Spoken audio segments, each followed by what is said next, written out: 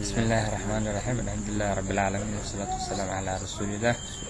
أما بعد maantay bilaabayna cashirkeen labaad kaas oo ku qaadan doona isku darka laba variable code sameynayo ama code soo bandhigayo waxaan rabaa laba tiro inaan isku daro markaas laba tiro sidii aan sameyn lahaa marka programka sameyn lahay iyo wixii adeegsanaya qaabka adeegsan lahay afurno deeqsiga plus programka soo kicinayna hadda program oo isoo kacay si caadi hadana control n kadibna hadana maadadan dadkan sidii way ku kala include maadadan calaamadaha soo horjeedo soo bati karana st calaamadaha magacaas soo bandhigo marka codka aqoon doona calaamadi isla root codku shaqadiisa library ah konyo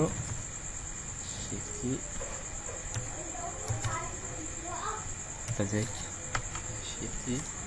kadib intaas marka aad jaarsado waxaa laga baahan yahay inaad ku daro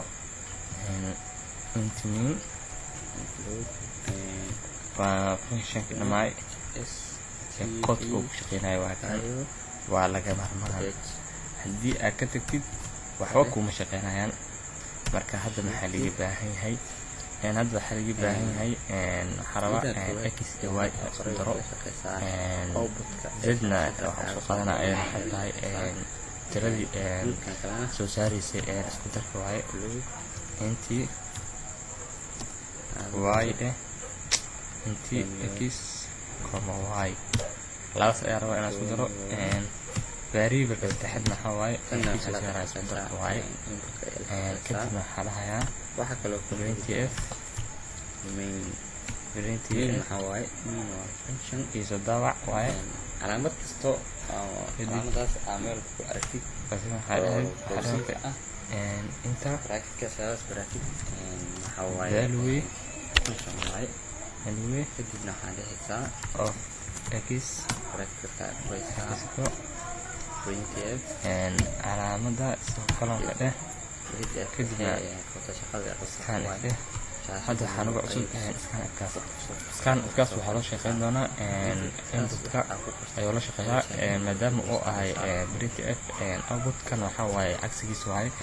inputkaas ayuu la shaqeyn doonaa waa midka markaa tirada isku ka jari doono quotation and percentage d kadibna daar ay usoo bixaysaa markaas kadib waxay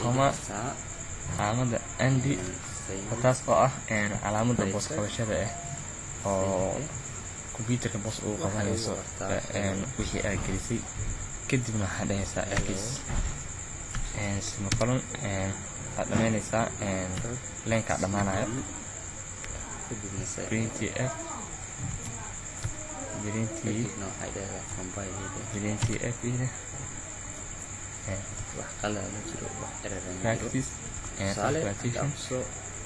haddana waxaa dhehaysaa markaas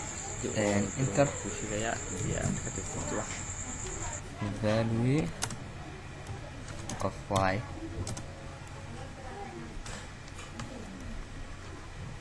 soo xirlenka kadibna waxaa dhehaysaa scan fe dheh practice propagation percentage d banaankeeda usoo bax calaamada andi oo hore aan kuu sheegay inay tahay calaamad boos qabasho ah kadibna waxaa dhehaysaa y semicolon ayaa dhehaysaa inta ayaa usoo baxaysaa waxaa dhehaysaa z waxay lamid tahay x plus y semicolon dhehaysaa kadibna waxaa dhehaysaa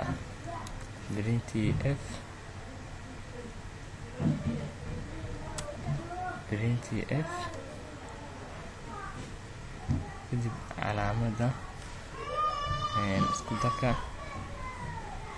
sum of x plus y waxay la mid tahay percentage d ayaa la mid tahay percentage ayaashas comma ayaa dhehaysaa kadibna waxaa dhehaysaa soo qaadanaysaa z ayaa soo qaadanaysaa semicolon ayaa dhehaysaa. intaas markaa haysatid ayaad waxaad sameynaysaa intaas markaa koodka aad qorto aad dhameysid koodka intaas ayuu ku egyahay. waxaad dhehaysaa markaas get ch aad dhehaysaa practice-ka semicolon return aad dhehaysaa 0 return 0 markaa dhahayo micnaheeda waxay la mid tahay waxba kama dambeeyaan. kadibna waxay dhehaysaa combine markaa dhahdid aad dul asaas gareenayo waxay ugu qoraysaa markaas isku dar iyo qor isku dar markaa u qortid oo xarid aad ku qoratid kadibna waxaa dhehaysaa .cbb ayaa dhehaysaa kadibna save ayaa dhehaysaa. markaasaa wuxuu dhahay koodka waa qaldan yahay isno declared waxay tahay inta ayuu ku qaldan yahay koodka semicolon baa ka maqan. wax haddaa ka tagtid wuu kuu sheegayaa wax baa ka maqan buu ku leeyahay koodka. markaasaa hadda wax error ma jiro hadda logic error iyo qalad caadi u joogtid iyo mathematical intaba hadda halahayd saddexaas qalad loo leeyahay saddexaas qaladna ma laha. kadibna hal mar ilaa compile and run anigoo isfiican iskaga sii hubinayo inuu ku saaray waxaa ku dhahay enter value of x keli ku dhahay qiimaha kooda x waxay igelisaa 6 igeli enter ayaa ku dhahaysaa waxaa ku dhahay enter value of y keli ku dhahay waxay igelinaysaa 4 igeli. markaas aad waxaa rabaa inuu isoo saaro tiro oo ah 10 in isku daro kadibna enter ayaa dhahaysaa waxaa ku dhahay sum of x plus y waxay la mid tahay oo dhahay percentage d oo meesha aan kusoo qixinin oo ah waa kana intaan ay kusoo tahay sum of x plus y percentage d na waxaa waaye tirada oo ku saari doono natiijada x plus 1 x iyo y markaa isku dartid waaye. cashirkeena intaas ayaa ku egyahay maanta. wax kale hal mar ayaa ku laabanayaa idin qanciyo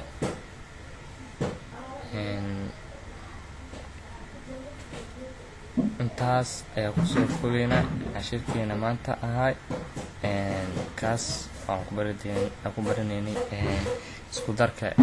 labada variable. marka wassalaamu calaykum waraxmatullaahi wabarakaatuhu. like iyo share intaba adinka waaye xaggiina marka beedkeena cusub waxaad ka daalaca doontaan barnaamijda aad u xiiso badan